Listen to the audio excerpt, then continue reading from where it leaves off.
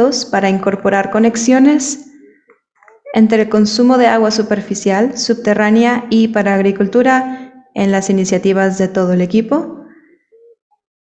Lidera el trabajo programático del Río Bravo, incluyendo el desarrollo de colaboraciones, donaciones y decisiones estratégicas. Es el contacto principal del equipo de agua dulce para problemas relacionados con el manejo de agua para agricultura, agua subterránea y superficial, además de áreas políticas. Se enfoca en metodologías del balance del agua y modelos para la administración de recursos que conectan agua subterránea y agua superficial. Bienvenido, es un placer tenerte aquí. También presentaré a Jürgen. Es un gran colega, alguien que ha hecho muchos trabajos entre las cuencas en nivel binacional. Trabaja y es profesor en el TEC de Monterrey, líder del Grupo de Investigación de Ciencia y Tecnología. También era el director de Recursos Naturales de Latinoamérica. Tiene más de 25 años en experiencia de estudios acuíferos, hidrología isotópica, calidad del agua, y de 2008 a 2017 fue director del Centro del Agua de Latinoamérica y el Caribe. Ahora es un editor asociado de la revista Ciencia del Ambiente, que es una revista muy buena. También es un miembro del SNI, que es el Sistema Nacional de Investigadores de México, y ha recibido varios reconocimientos a través de su vida.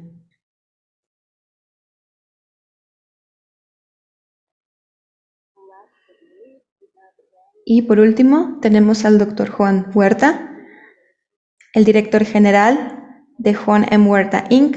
de Sarasota y PDM de Ciudad de México. Tiene un doctorado en Ingeniería de Sistemas y Control de la Universidad de Cleveland. Es un científico de sistemas y control con experiencia en la evaluación de problemas con un enfoque a largo plazo. Ha sido líder en el estudio de las dinámicas de sistemas económicos, políticos y ambientales y es pionero en el diseño de políticas sustentables para el ecosistema, la población y recursos naturales. Ha sido consejero de muchas instituciones, como Joint Chiefs of Staff de US, UNESCO, OPEC, IHE Delft, la Comisión de Agua Nacional de México CONAGUA, el Instituto Mexicano de Tecnología del Agua y muchos otros. Ha diseñado modelos dinámico-holísticos para la solución de problemas a nivel mundial, nacional y puntos de inflexión. Bienvenidos.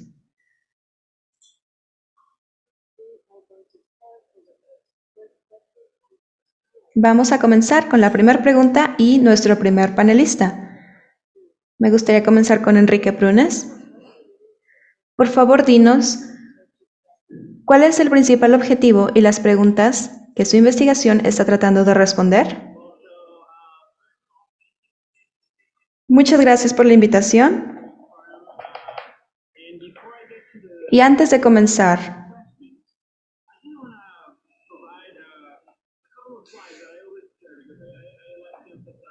solo me gustaría compartir unos cuantos datos. ¿Por qué nos tiene que importar esto? Hemos estado trabajando en esta cuenca por casi 20 años. La cuenca tiene 5 ecorregiones terrestres muy importantes, incluyendo el desierto de Chihuahua, que es uno de los desiertos más biodiversos del mundo. También tiene 2 lugares muy importantes de la biodiversidad.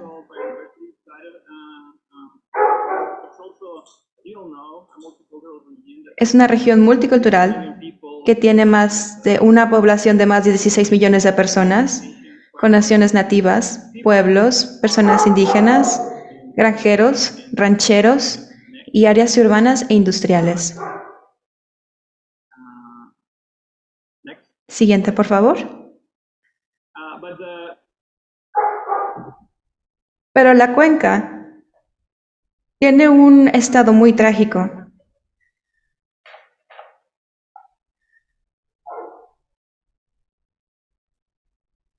Es identificado como uno de los 10 ríos con más estrés hídrico del mundo,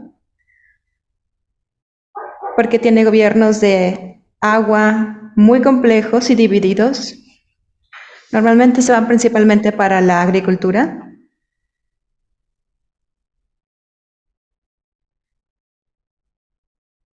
El río ha perdido cerca del 83% de su flujo histórico, porque el estado de California ha hecho unas investigaciones muy interesantes.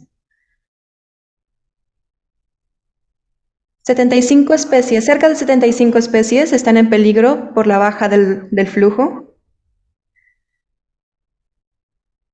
Las temperaturas son cerca de 3 grados Celsius más calurosos y la población ha crecido cerca del 13%.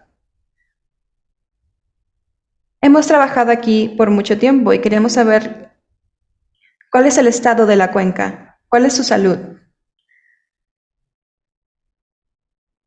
la cantidad del agua, el manejo del agua, el impacto social y cultural que tiene y cómo se verá el futuro para esta cuenca con este cambio climático. ¿Y qué podemos hacer para mejorar su salud? Con esas 3 preguntas, y después de trabajar por muchos años aquí, quisimos implementar tarjetas de reporte que la Universidad de Maryland nos ha ayudado a desarrollar, y este es un proyecto que hicimos con la Universidad de Maryland y la Universidad de Massachusetts, y con apoyo de la Universidad de California. Hicimos este proceso de tarjetas de reporte con estos 3 objetivos. Involucrar a grandes inversionistas, instituciones y compañeros técnicos, comunicar el estado de la cuenca y mostrarles el modelo que estamos tratando de implementar. Estamos tratando de predecir los estados del futuro y mostrarle a los legisladores la evidencia para poder intervenir y lograr el mejor escenario en el futuro. Siguiente, por favor.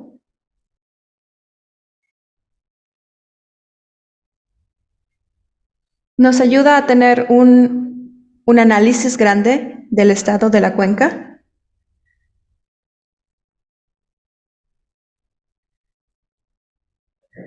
Nos da una gran cantidad de datos, y con este modelo y con la metodología que se ha diseñado y que la Universidad de Massachusetts desarrolló, podemos ver una cantidad del flujo o la cantidad del flujo y cómo suben y bajan los niveles y con el cambio climático, y poder crear estrategias para poder manejar estos niveles. Creamos estos 7 pasos: conceptualizar, medir, modelar,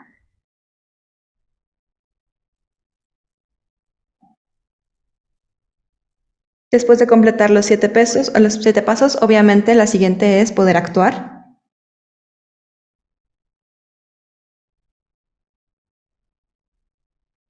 Ese es un gran proyecto, Enrique. Y sé que vamos a participar también con Enrique. Parece algo muy, muy importante. ¿Y cuáles son los resultados y las implicaciones para las condiciones actuales del caso de estudio?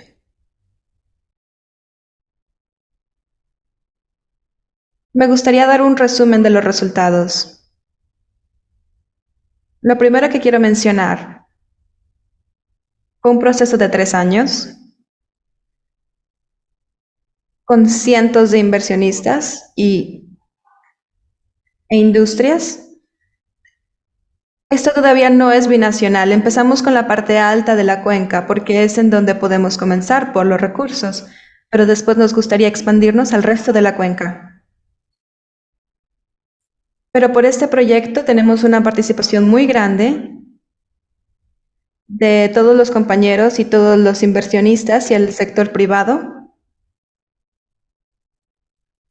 del gobierno federal, local, instituciones académicas y de investigación y del sector privado, y algo de participación de pueblos nativos. Tuvimos algunos talleres, reuniones en persona, y en noviembre del 2022 pudimos lanzar el reporte y lo voy a mostrar en la siguiente. Lo que hicimos con este proceso fue, sabemos la salud y cómo podemos involucrar a los inversionistas. Hay que identificar los valores. ¿Cuál es lo que ven en esta cuenca? Con esto pudimos identificar indicadores donde podemos tener datos,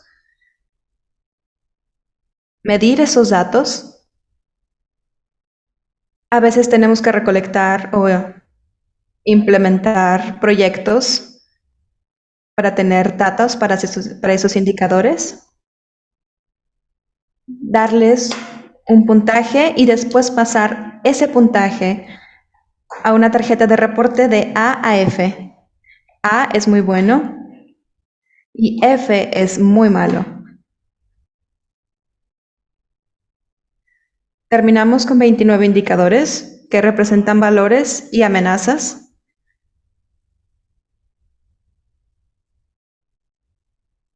Y vemos que unos indicadores están mejores que otros. Por ejemplo, el flujo anual es de los peores. No voy a entrar a los detalles de todos los indicadores.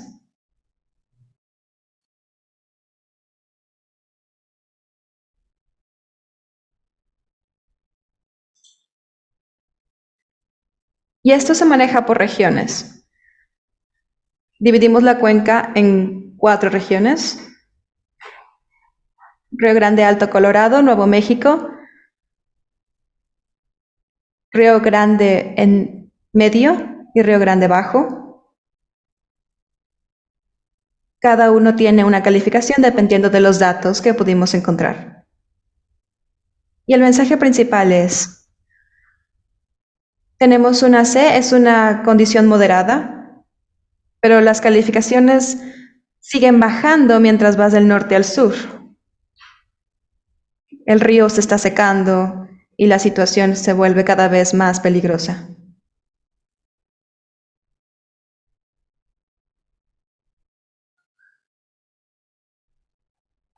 Y esa es la salud o el estado de la cuenca, pero para poder ver los escenarios futuros, tenemos este modelo del futuro del Río Grande, que es una herramienta para poder predecir.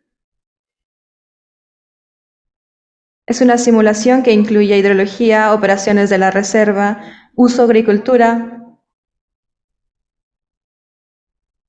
y las medidas del performance. Todo eso está ligado con la cantidad y la calidad del agua para poder medir y para poder predecir los escenarios climáticos y para poder crear maneras de manejar estos recursos. Este modelo entra los datos al sistema, las extracciones también son representadas por los sistemas de irrigación. Tenemos los puntos de control que hacen que calibran el modelo.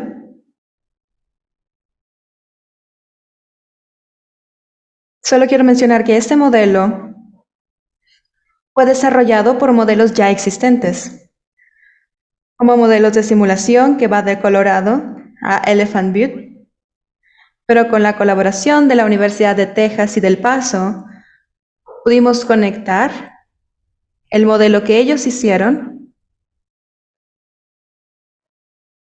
Ellos colaboraron con nosotros y pudimos extender este modelo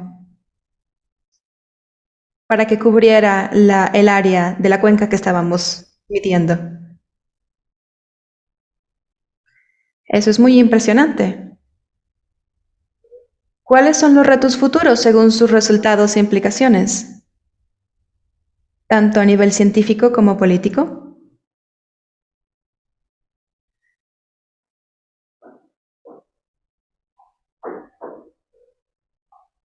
Pudimos mantener la participación de muchos inversionistas, desarrollamos el modelo para poder medir escenarios futuros y opciones de manejo.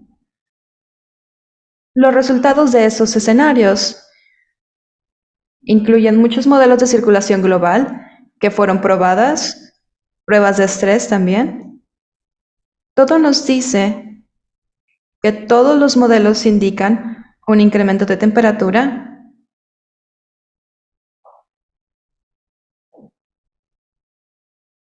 y la precipitación va bajando, pero hay modelos que indican un poco más de precipitación, así que no estamos muy seguros, pero estamos seguros de que la temperatura va a subir. Este modelo fue probado con muchos intervalos, con aumento de temperatura y con más y menos precipitación para medir las vulnerabilidades del sistema. Mencioné algunos de los indicadores, como el flujo anual, que fueron las veces en las que el río a veces se seca completamente,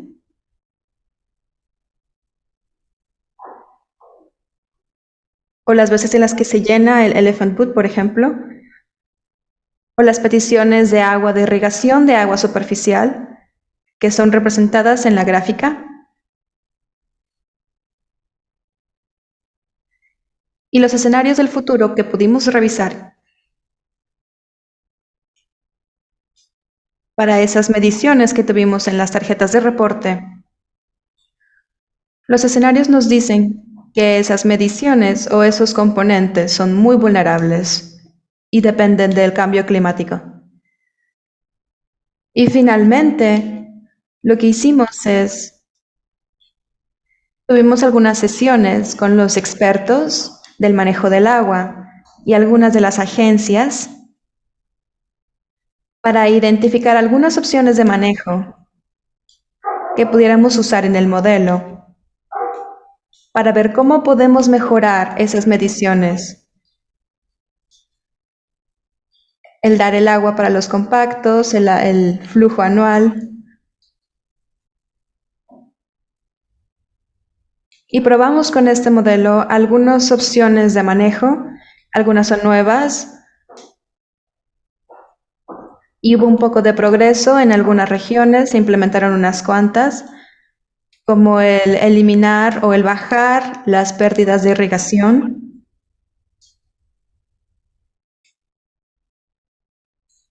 ¿Qué tal si mantenemos flujos económicos mínimos para que las cuencas puedan reutilizar esos niveles de aguas? Y lo que pueden ver aquí es una representación visual y los números exactos también están disponibles en el reporte final, pero esto es como un análisis principal.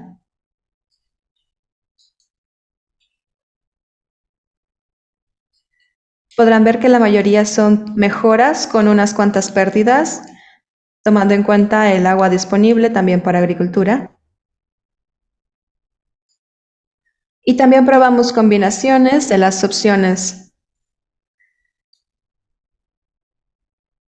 La barra azul es una para... ¿Qué tal si combinamos la opción 1 con la opción 3?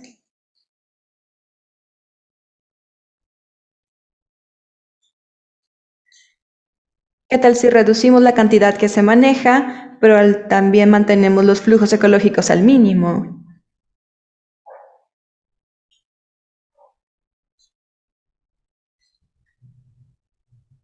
Y la base sería poder implementar una combinación de todas estas opciones.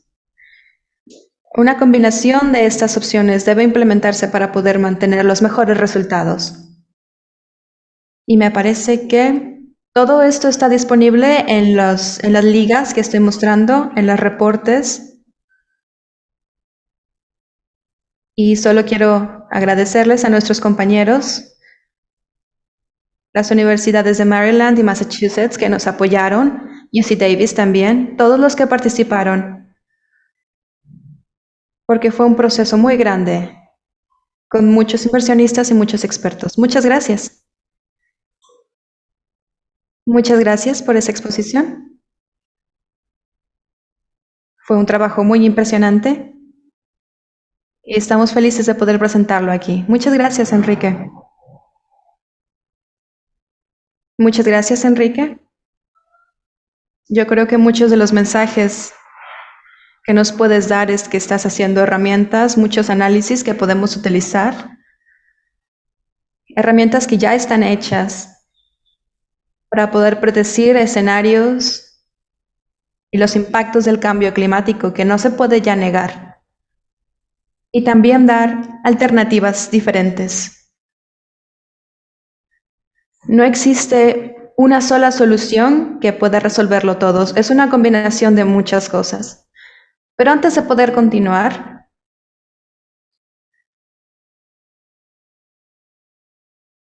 déjenme darle un poco de tiempo a nuestros compañeros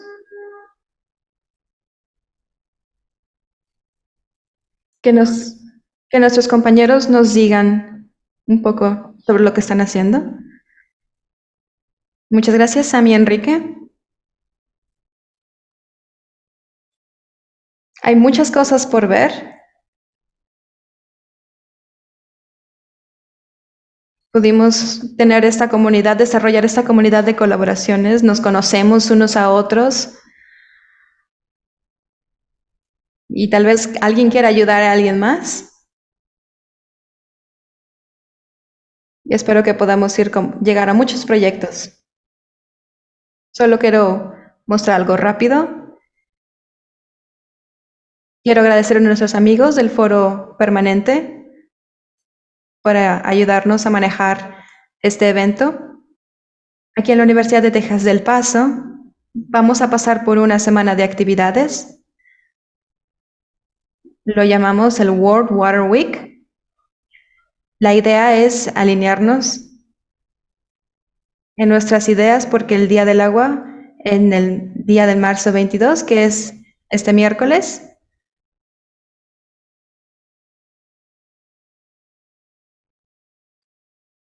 los invitamos a todos de aquí, de todos los que están en línea, para que también, por favor, nos acompañen. Tendremos muchos paneles.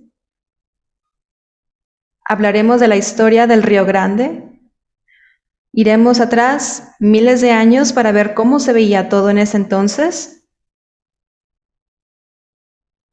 Para todos los ambientalistas y geólogos, queremos ver diferentes perspectivas, el arte, la ingeniería, las humanidades. También pueblos nativos que nos den su perspectiva en la naturaleza y en los elementos. Y pláticas muy interesantes con otras universidades, como la Universidad de Chihuahua y la Universidad de Ciudad Juárez. Tendremos 7 panelistas hablando en una sola conversación. Voy a poner el link en el chat y continuemos. Muchas gracias a todos. Gracias, Luis, y gracias a todos. Solo es un recordatorio de que el foro es para todos. Por favor, díganos si les gustaría tener ayuda para un evento o si tienen ideas para un evento. Estamos felices de ayudar y de colaborar con ustedes. Ahora pasemos a Jürgen, por favor. Seguiremos las mismas preguntas. ¿Cuál es el principal objetivo y las preguntas que su investigación está tratando de responder? Muy buenas tardes, voy a hablar en español. Ya que es mi trabajo de estoy acostumbrado en mi trabajo a hablar en español. El día de hoy voy a presentarles parte de nuestro grupo de investigación, un tema enfocado más al tema de calidad de agua, al tema de contaminación de los acuíferos y entre las líneas de investigación que tenemos, un tema importante en el Tecnológico Monterrey es la investigación de dónde viene la contaminación de nuestros cuerpos de agua, como son acuíferos o ríos o estuarios. Entonces, en este caso, el enfoque de hoy va a ser más enfocado a contaminantes clásicos o tradicionales como el nitrato y sulfato. Si bien hoy día hablamos ya de contaminantes emergentes, un tema muy relevante, cada vez en muchos países se generan pues los reglamentos, los estándares para el agua potable. En el caso de nosotros todavía tenemos que también luchar o enfrentarnos al tema de la contaminación por nitratos y sulfatos, y es una tendencia mundial que el nitrato ha ido incrementado en las últimas décadas conforme el crecimiento y las diferentes actividades humanas. Entonces el nitrato pues está reglamentado en el agua potable, se tiene un límite permisible y ese es muy en apego a la Organización Mundial de Salud. Entonces, en el caso de nitrato, pues sabemos que puede generar efectos adversos en la salud humana, pero también en los ecosistemas. Puede producir ciertos efectos, por ejemplo, la eutrofización de los cuerpos de agua.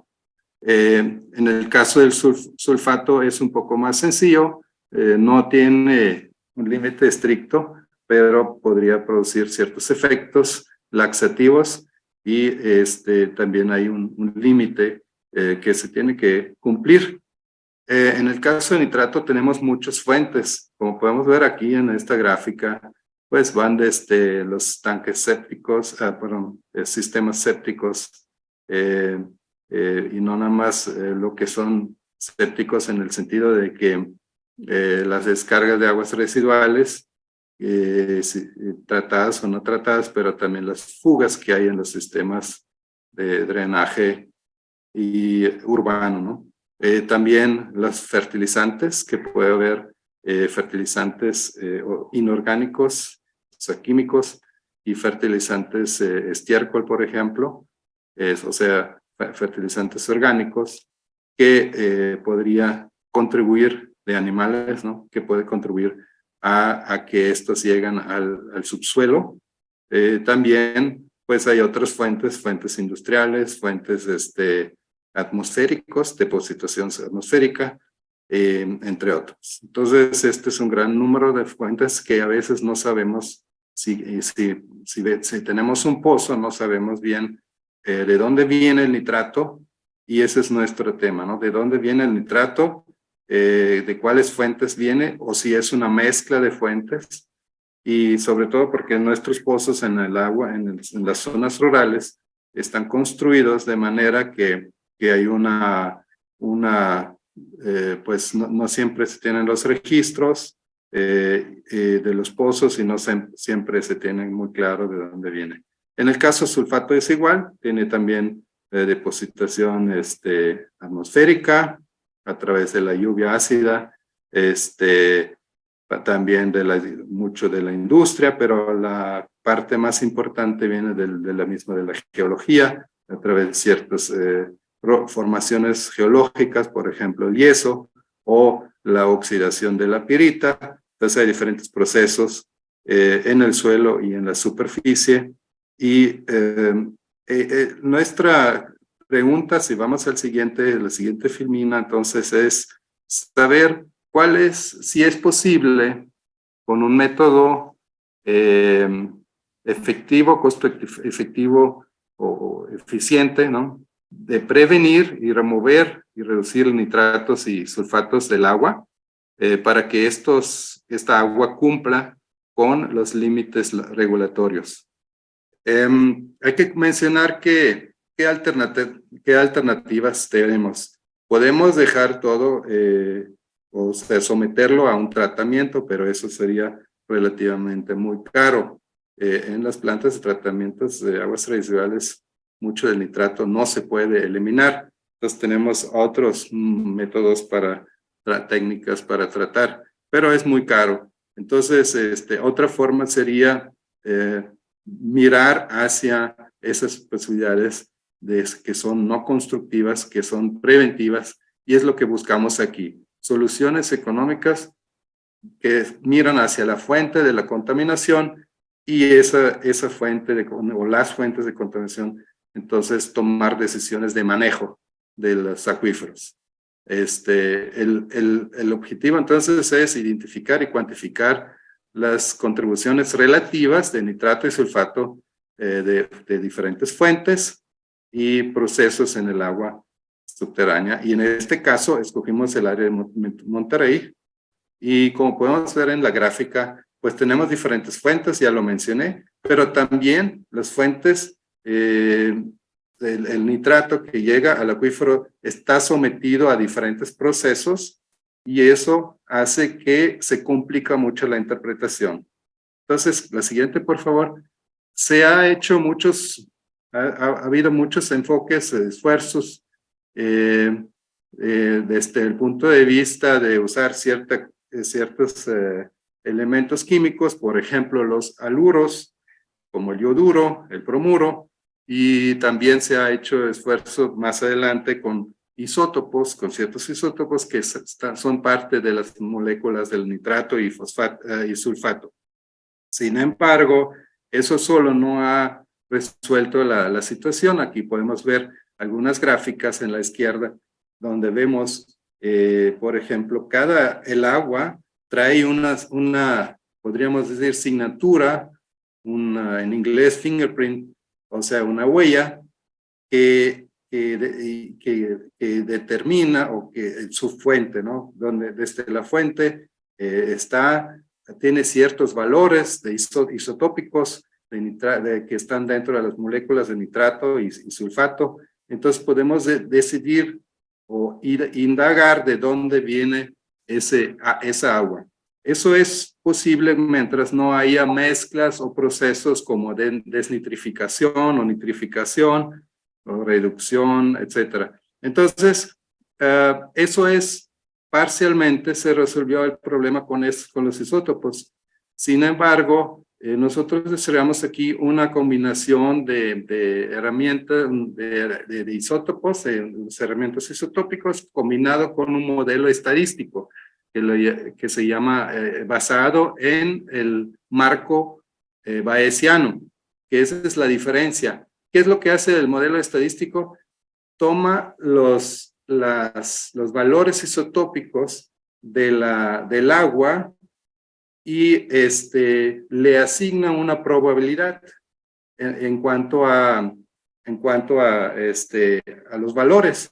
Sabemos de los estudios previos que los valores iniciales de, por ejemplo, de un agua residual o de un fertilizante son muy claramente definidos, pero también hay rangos de incertidumbre. Esa incertidumbre se debe a variabilidades espaciales, a variables de medición de errores y otros rangos bioquímicos, ¿verdad? Por ejemplo, procesos bioquímicos que pueden suceder, y todo eso está correlacionado. Entonces, mediante el desarrollo de este modelo, se llama MixCR, este modelo está codificado en el código R, en el ambiente R. Entonces pudimos determinar las fuentes de los contaminantes en un agua. Entonces aquí vemos algunas ecuaciones y también abajo una descripción, un review de cómo se tiene que trabajar en este enfoque bayesiano. La siguiente. Bueno, el caso de estudio fue Monterrey, una ciudad, bueno, de las más grandes y relevantes en México, en el noreste, de hecho en el río Bravo, y es un sistema, geológicamente dicho, hay carbonatos, estamos teniendo varios acuíferos donde se provee el agua para la ciudad de Monterrey. En este caso, usamos sobre todo los acuíferos que están dentro del área metropolitana y cercano. La que sigue. Entonces, bueno. Sí, entonces vamos con la siguiente pregunta. ¿Cuáles son tus resultados y las implicaciones de estos resultados para las condiciones actuales del área de estudio? Ok. Sí. A través de los estudios químicos isotópicos pudimos determinar de manera preliminar las fuentes de diferentes pozos que encontramos en Monterrey. Estos pozos a veces están fuera de la ciudad y dentro de la ciudad. Entonces, tenemos áreas agrícolas, pero también tenemos las zonas urbanas. Obviamente, como es una zona urbana que ha crecido rápidamente en las últimas décadas, con más de 2% de crecimiento anual de población, inclusive en los últimos 20 años ha incrementado rápidamente el área urbana, la cobertura la mancha urbana. Entonces, eso ha afectado mucho y sí se puede observar en las diferentes fuentes. Entonces, observamos diferentes orígenes usando los datos químicos e isotópicos. Sin embargo, no ha sido posible cuantitativamente ver cuál es realmente en un pozo, cuál es la contribución de cada una de estas fuentes. La que sigue. Entonces llegamos a usar el modelo bayesiano, identificar y cuantificar las fuentes, utilizando esa estadística con una probabilidad condicional que incluye una cadena de Markov que también se emplea dentro de lo que es el Monte Carlo, la probabilidad de Monte Carlo. Entonces, llegando a eso, obtuvimos los porcentajes de las diferentes fuentes de agua dentro de cada pozo, pero también en lo general, cómo podemos aquí observar agrupamos previamente los pozos en diferentes, clusters y investigamos interpretamos en cada clúster cuál fue la fuente predominante. Eso se hizo, como podemos ver en la gráfica a la derecha, ya con los porcentajes. Tenemos, por ejemplo, el AD, que es depositación atmosférica, que es mínima. La SON es el nitrógeno orgánico en el suelo, y M y S son los fertilizantes orgánicos animales, y sewage, o sea, el agua residual, ¿no? Y en el sulfato hicimos el ejercicio también, y también podemos observar cuáles fueron las contribuciones en cada uno de los clústeres de estos pozos. ¿Cuál fue ahorita la ventaja que pudimos decir que cuáles son los porcentajes? Con cuánto participa cada tipo de fuente de contaminación. La que sigue.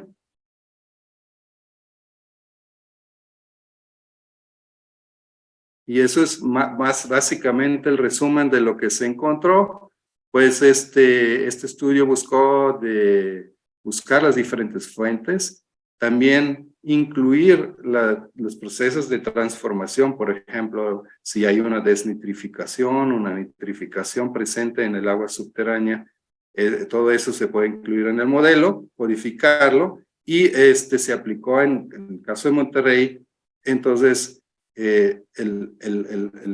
las fuentes principales en Monterrey fueron, por un lado, el mismo suelo, que trae nitrógeno, y lo que son el agua residual. En este caso, por ejemplo, en la zona urbana, la zona más vieja de Monterrey, el centro, tenemos una explicación para eso porque hay tubería de drenaje urbana que está muy vieja, son de las más viejas y se tienen que renovar, y eso sí se pudo observar en este estudio, confirmar que esto tiene un alto impacto en el agua subterránea. En el caso del sulfato es diferente la situación. Ahí la fuente principal fue la deposición atmosférica, es decir, por el tema de contaminación del aire, y evaporitas marinas como el yeso, que está presente porque estamos en un ambiente de carbonatos, y también tenemos una parte menor que contribuye al sulfato, que es el agua residual. También, afortunadamente, estos están controlados por procesos naturales, ¿sí? Y que se llama desnitrificación y reducción de sulfato. Adelante.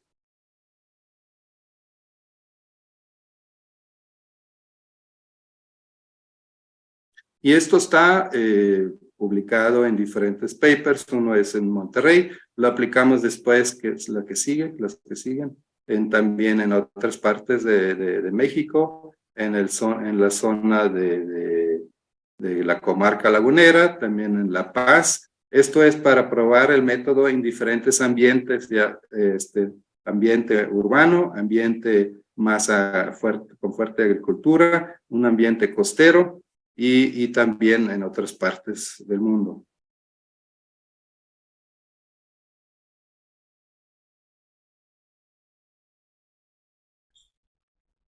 Y solo brevemente, Jürgen, ¿cuáles crees que sean los retos según los resultados e implicaciones, tanto a nivel científico como político? Sí, de hecho es muy breve.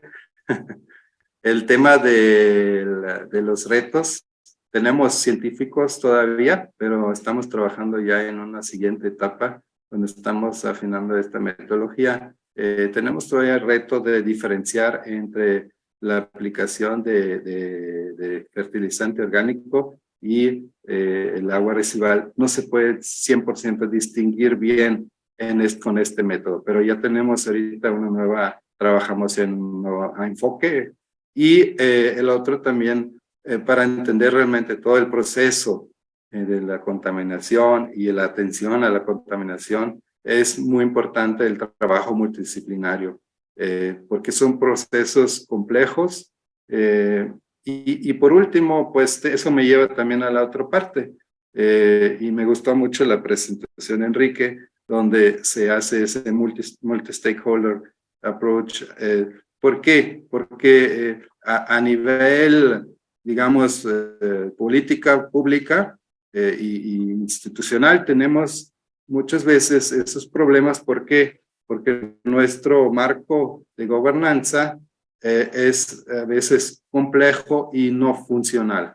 Tenemos diferentes niveles desde municipal, estatal y hasta a nivel nacional. Tenemos ciertas funciones, instituciones, pero no siempre se observa esa comunicación, no siempre se observa que hay una coordinación entre los tomadores de decisiones. Entonces hace falta eso, a veces es un reto fuerte. Y también se tiene en muchos lugares en Monterrey y en otras partes el conocimiento sobre la calidad de agua, pero no por lo mismo, por lo mismo de la falta de el limitado marco gubernamental o institucional, pues también se tiene el problema que no se llevan a cabo soluciones efectivas para la política pública y sobre todo realmente para la salud, ¿no? Y pues a nivel sociedad también tenemos que reconocer el valor de un uso sustentable del agua subterránea para obtener al final de cuentas una población, una sociedad más sana.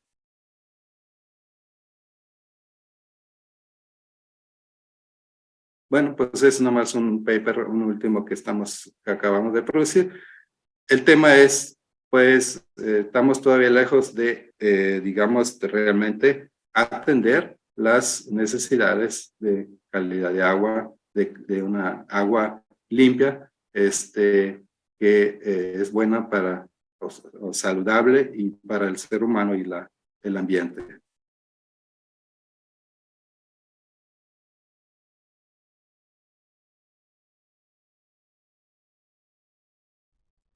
Muchas gracias, Jürgen.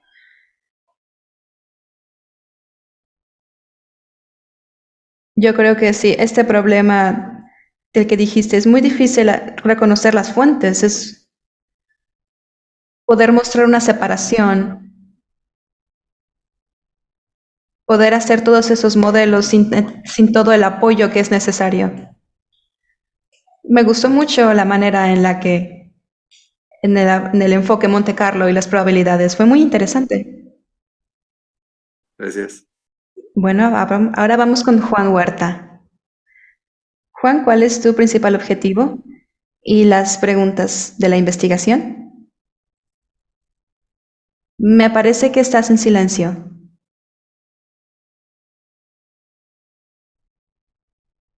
¿Pueden escucharme?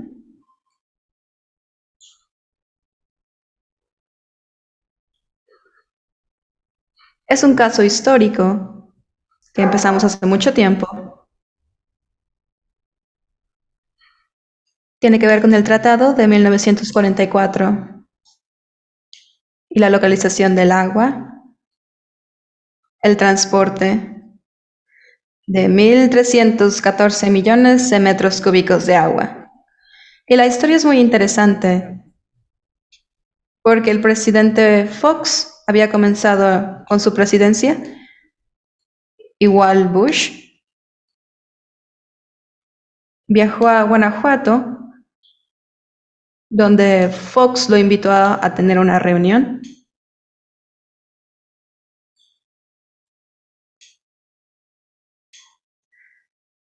Bush dijo, México le debe toda este agua a nuestra cuenca.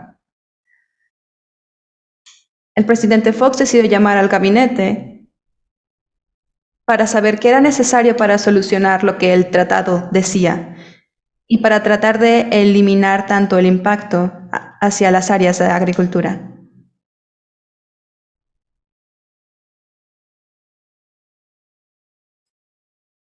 El acuerdo llegó o fue hecho gracias a los expertos del agua de México.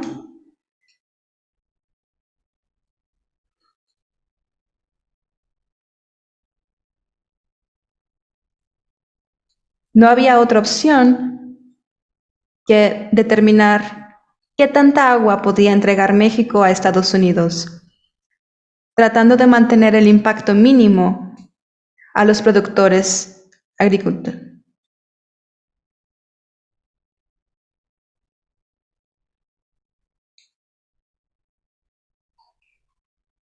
El área del que iban a tomar o del que iban a analizar es el que pueden ver en esta presentación,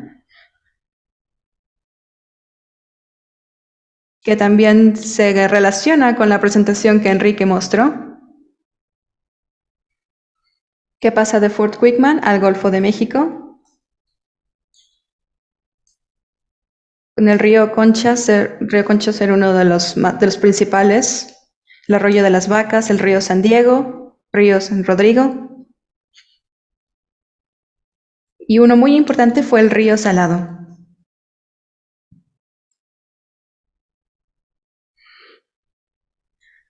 Eso fue solo la presentación del problema. Todo esto es parte de la historia. Continuamos, por favor.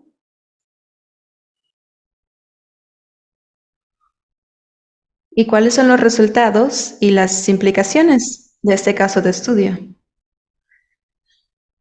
Las implicaciones fueron muy importantes, ya que estás tomando el agua de los productores de agricultura. Pero también hubo una preocupación muy grande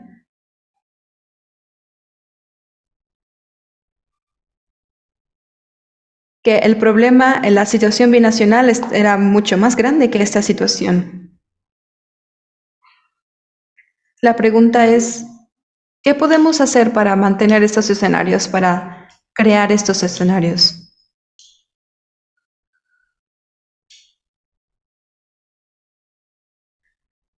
Tener un grupo de expertos es una solución.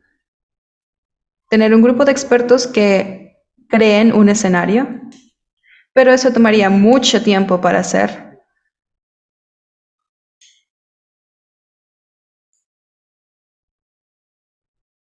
No tenían los datos numéricos para poder crearlo. Había diferentes approaches. Uno de ellos, el XPOL, que eran las proyecciones estadísticas del pasado para el futuro, con la idea de que el pasado iba a repetirse. Teníamos un problema en el que la demanda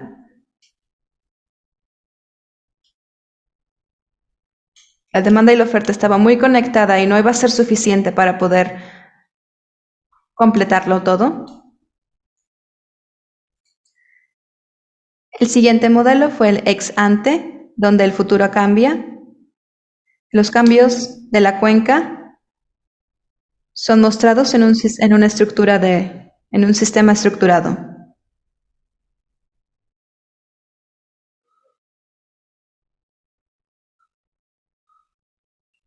En este modelo pueden ver qué es la población, cómo puedes saber si la población sube o baja. Cuando sube lo ves con el número de nacimientos y el momento en el que baja lo ves con los fallecimientos. El nivel de nacimientos es muy importante porque es una variable que tú puedes cambiar. Es una función del tiempo. ¿Qué puedes hacer con esto? Puedes usar una ecuación de diferenciación.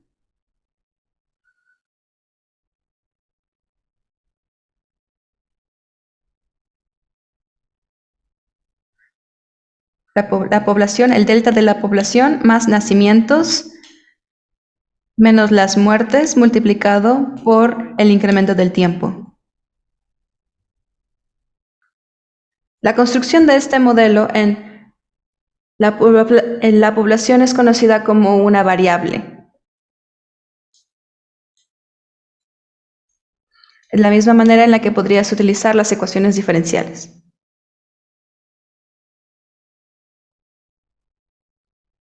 El elemento principal es este diagrama. Es el momento en el que entra el flujo, la manera en la que se mantiene y el momento de salir de este flujo.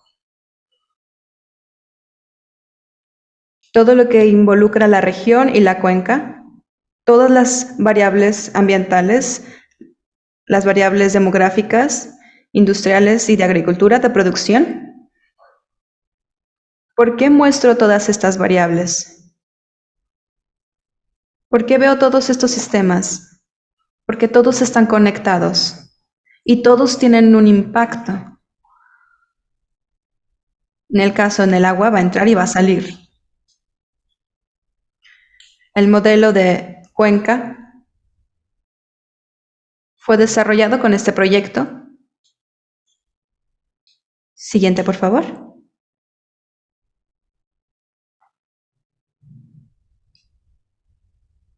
Como dije antes, necesitamos tener una huella numérica, tener valores numéricos de qué tanta agua íbamos a poder enviar a la cuenca del lado de México. El módulo que fue seleccionado fue llamado MAUA, el modelo de abasto y uso del agua,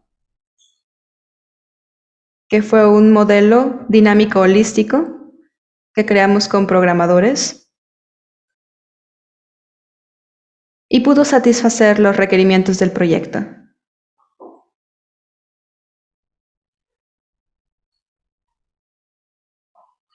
Magua muestra cuáles son los componentes que afectan la cuenca, la atmósfera, la precipitación,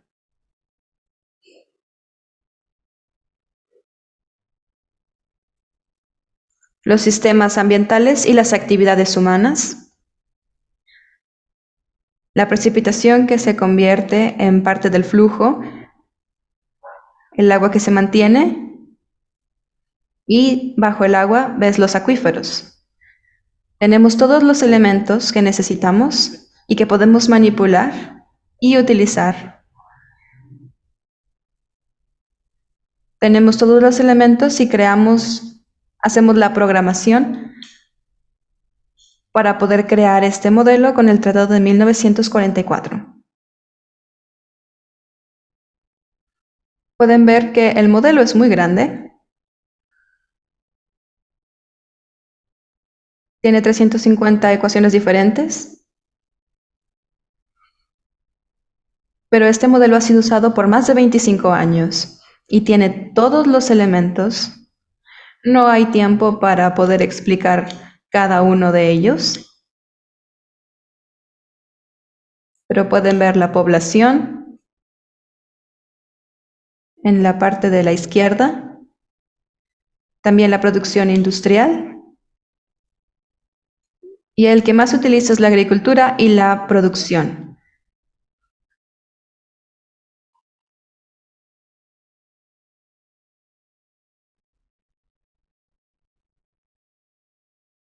Tenemos las áreas que tienen diferentes plantíos.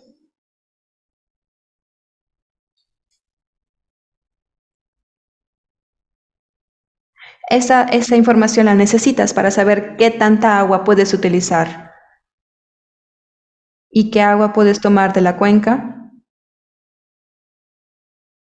y qué agua puedes tomar de los productores de la agricultura.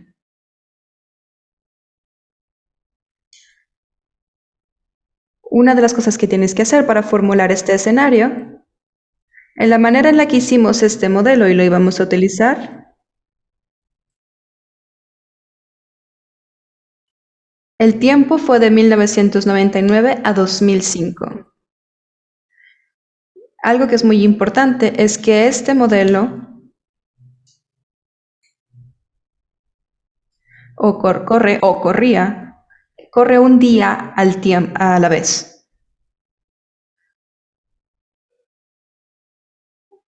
Usa ingeniería inversa y muchos otros factores que normalmente no necesitas. Por ejemplo, ¿cuál es la cantidad de agua que se le da a los productores? Lo único que necesitas saber es qué tipo de planta se crece.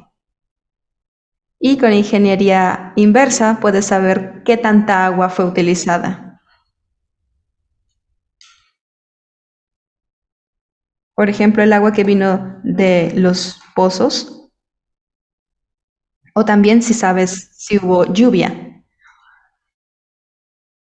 Y algo que fue muy importante, que vi también en la plática de Enrique y que fue un gran problema, fue la sequía.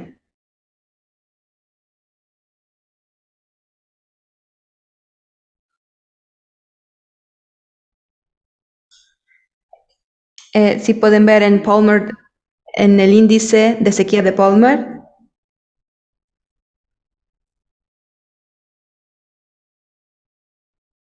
tienes que también agregar los niveles de nacimientos y de fallecimientos. Es una serie de números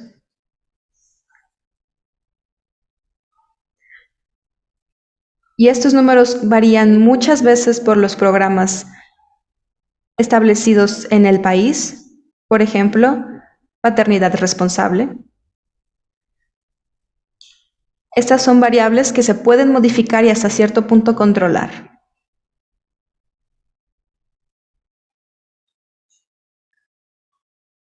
Puede revisar cómo va el modelo según la información que se le da. Con la información que le dimos para empezar en 1999, tienes que diseñar el escenario. para poder determinar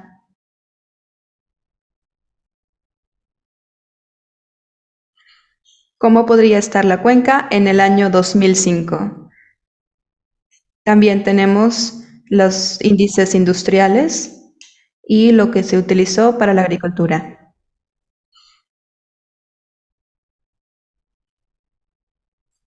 Esta tabla muestra cuál es la situación. No voy a entrar a detalles porque tomaría mucho tiempo, pero los números que ven aquí, desde la parte de arriba de la tabla,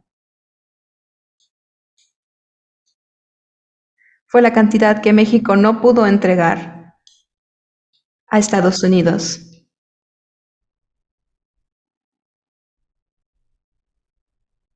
Otra cosa que es muy importante es cuáles son los periodos del tiempo.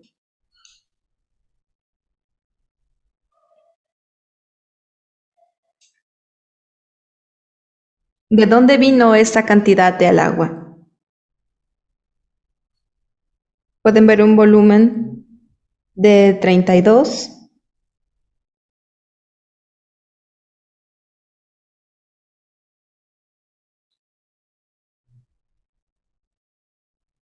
Le debíamos una gran cantidad de agua a Estados Unidos.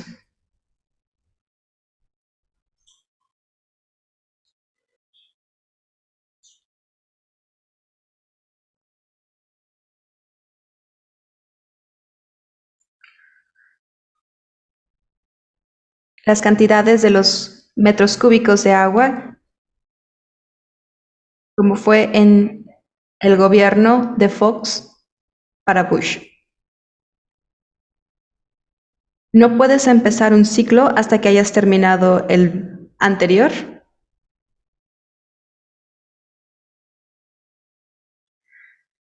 Si no se ha terminado un ciclo o si no se ha dado toda la cantidad, entonces el ciclo nuevo no puede comenzar. Es necesario terminarlo antes.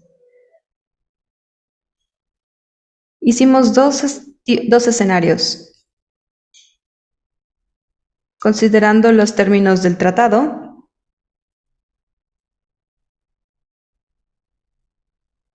un tercio del agua producida del flujo de México sería entregado a Estados Unidos. Pero hay una condición, que hay un mínimo, hay un nivel mínimo. El mínimo es 334 millones de metros cúbicos. Del lado mexicano si el agua del lado mexicano es menos de eso, entonces se puede utilizar esta regla.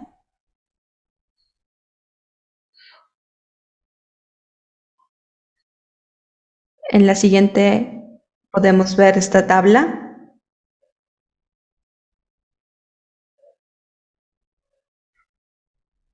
Si van empezando desde la izquierda,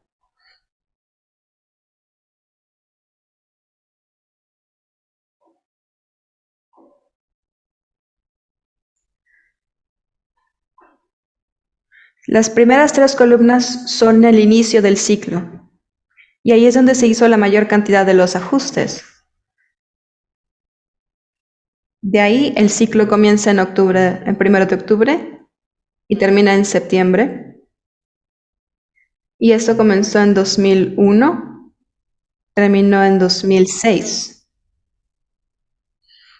Y si ven, el último número solo se utilizó lo que le llamamos el escenario 0,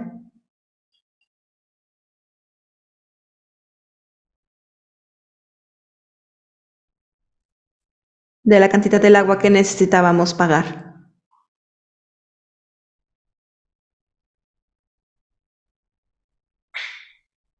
Ahora tratemos de cambiar la fórmula del escenario y utilicemos por todos los años 431 metros cúbicos, millones de metros cúbicos. y apliquémoslo a todas las columnas del ciclo. Ahora sí vamos a la tabla. Siguiente, por favor.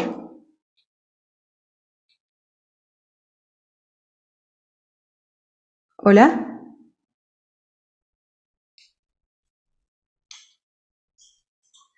Hola. Me parece que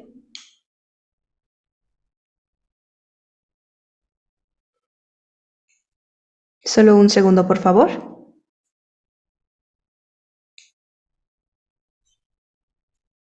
Creo que le falló el internet. Denme un segundo. Solo nos faltan unas 2 o 3 diapositivas.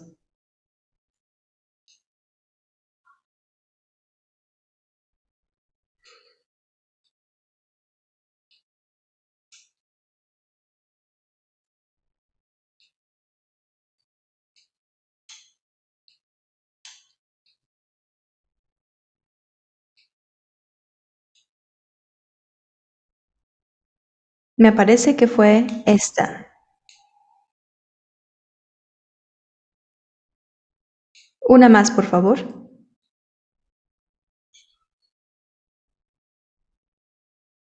Una más, por favor.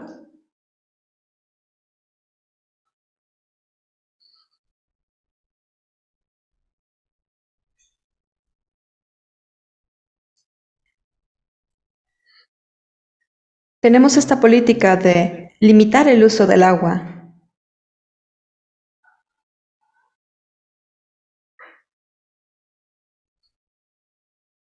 Tienes un resultado de 2363.42 al final de este ciclo.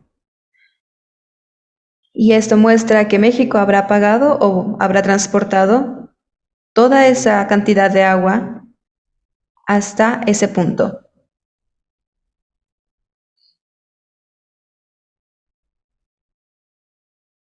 Y hubo muchísimas otras cosas que vinieron con este modelo, pero no hay tiempo de hablar de ellas o de discutirlas. Pero tal vez después de que tengamos más tiempo.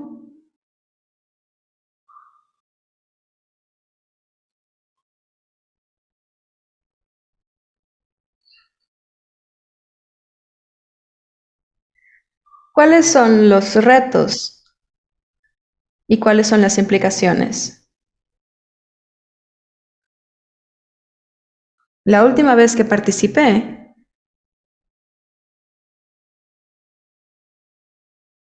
en este foro,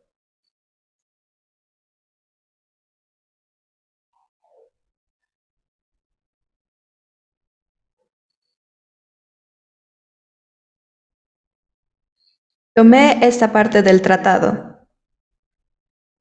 La Comisión establecerá un grupo con expertos técnicos, con cambio de información desarrollado con el modelo binacional del río Bravo y utilizará el modelo como una herramienta para analizar escenarios del manejo de agua, incluyendo escenarios relacionados a la conservación del agua en el futuro. Viendo lo que dice aquí, esto es parte del resultado que acabo de mostrar. Sabemos que hay un modelo como con el que trabajamos, el que pudimos construir, y se ha utilizado o no se ha utilizado por diferentes razones. Tal vez se pueda volver a utilizar con algunos cambios al software, con los datos.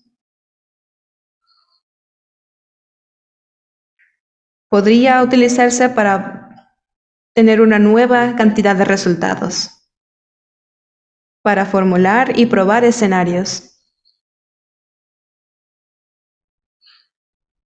que nos muestren cómo se comportarán los siguientes ciclos, tomando todo en consideración, por ejemplo, el crecimiento de la población, Por eso, el nivel de población es un valor muy, muy importante, porque también nos muestra lo que está pasando en estos momentos con la región, con México, Estados Unidos y Canadá.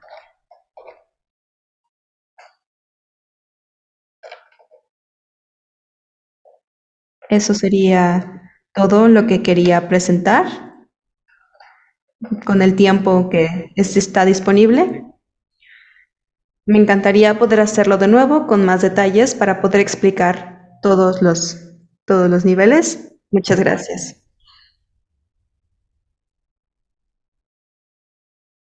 Tenemos una pregunta. ¿Cuál fue la plataforma? Yo creo que la plataforma era Stella, ¿verdad? Sí, la plataforma en la que corre el modelo era Stella. Ahora es Vensi.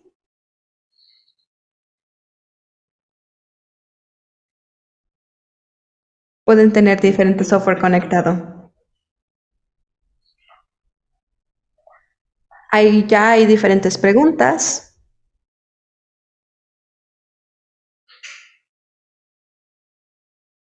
Las pondré en el chat para que todos puedan verlo. ¿El modelo está disponible para el público?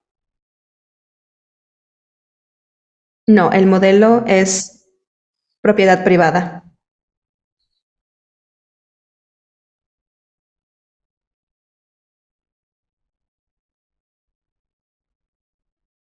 Ya tengo aquí las preguntas, creo que ya contestaron varias, pero creo que la última todavía no se contesta.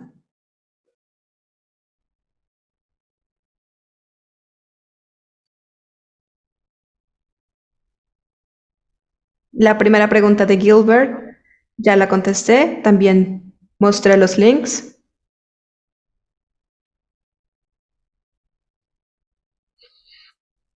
Hablando sobre cuál es la opinión de los usuarios del agua norteamericanos del Río Bravo respecto al cumplimiento del gobierno mexicano con los tratados. No sé todas las opiniones de la población del lado de Estados Unidos o del lado de México, pero sé que sabemos, y junto con la presentación del Dr. Huerta,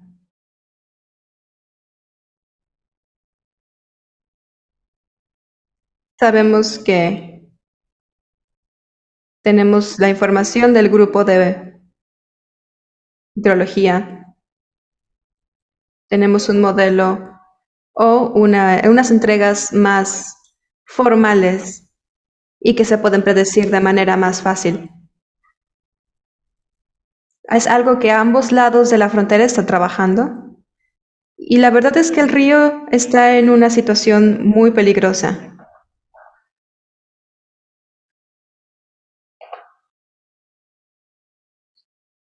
El agua no es solo de México o de Estados Unidos, le pertenece a ambos. Y todos somos usuarios del río. Yo creo que es una pregunta un poco complicada. En lugar de hablar de un solo usuario,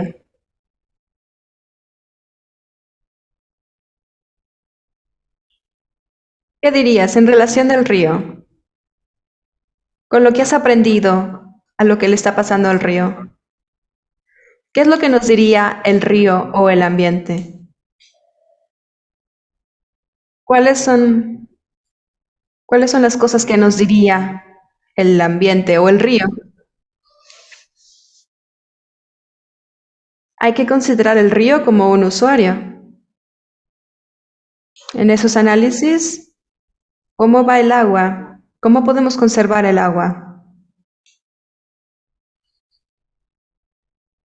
Y es algo que no solo yo lo he visto con muchos compañeros e instituciones. Hemos trabajado para tener una visión compartida. No un gobierno compartido, sino una visión. ¿Cómo queremos que el río se vea?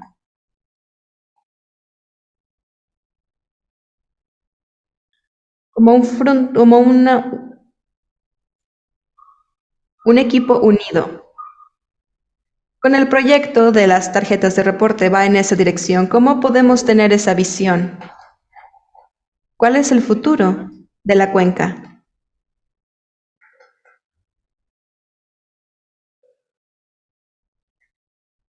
Y creo que esos dos son suficientes. El río es un usuario y necesitamos una visión compartida. En el proceso, tuviste la intención de invitar a muchos usuarios. Y eso me parece que fue algo muy importante. Y había una pregunta para Jürgen.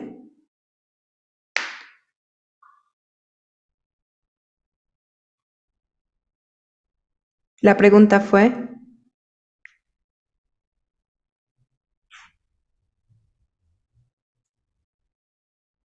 se encuentra en el chat. Como para poder eliminar el nitrato del agua, hay tecnología como la que Fernando mencionó, que se utiliza en hospitales,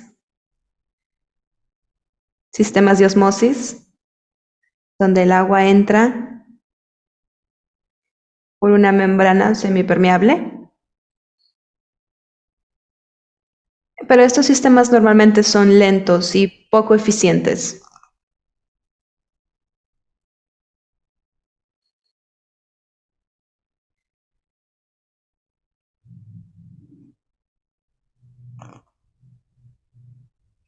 También tenemos varios sistemas, como sistemas de intercambio,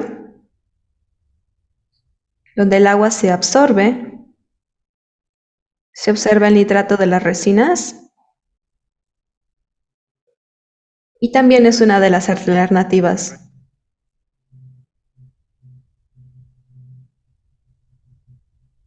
Pero eso hace que el agua pues, sea muy corrosiva y se necesitan renovar este material.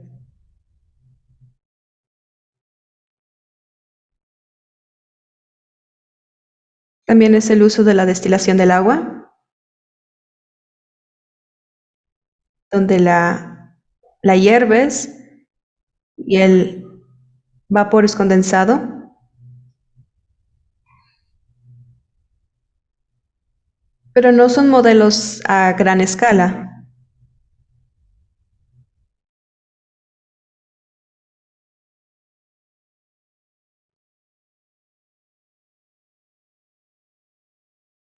En el último modelo tienes polímeros, microorganismos que descomponen el nitrato.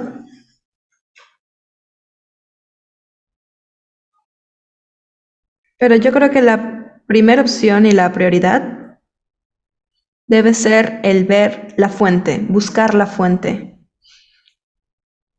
¿Cómo podemos eliminar o reducir los impactos de estas fuentes? Con agua con nitrato y sin nitrato. Y ahí, al final siempre podemos dejar este pozo y buscar una nueva alternativa. Y hay maneras que son más efectivas. Yo también estoy de acuerdo. Sistemas de osmosis reverso en hospitales es importante. No queremos tener pacientes con síndrome de baby blue o tener problemas de salud con fertilizantes. No queremos tener esos problemas de salud, pero es algo muy importante. Eso es solo aliviar los síntomas. pero la fuente puede ser el utilizar los fertilizantes, los pesticidas. Y eso me parece que eso realmente elimina la fuente. También tenemos una pregunta para el doctor Huerta. Esta es una pregunta de Lorraine Lee. Las variables del modelo pueden manejarse con la implementación de políticas. ¿Cómo podemos combinar las prioridades nacionales con el nacionalismo y el isolacionismo político?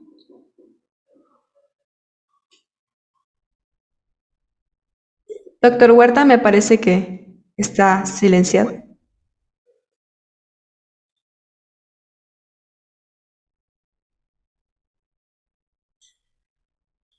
Empecemos con que el modelo es una herramienta y como cualquier otra herramienta, depende de quién lo maneja.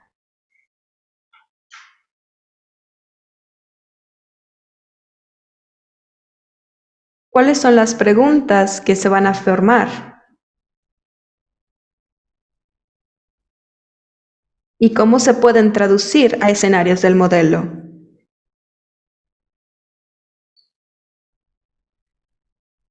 ¿Qué tan importante es para el usuario tener esos resultados numéricos? Y en el tema del agua, yo creo que es una prioridad saber qué tanta agua estamos utilizando y cuáles son los propósitos. Pero se puede hacer eso con muchas de las variables de la cuenca. Así que sí, lo puedes aplicar con las ideas o los principios. Si lo quieres probar, un escenario que es muy nacionalista,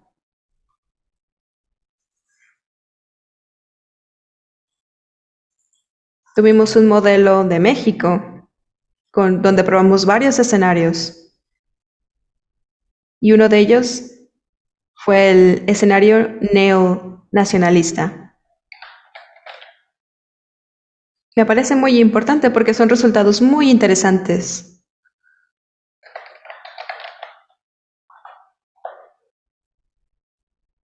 Por cómo se aplicaron las políticas de México en ese momento.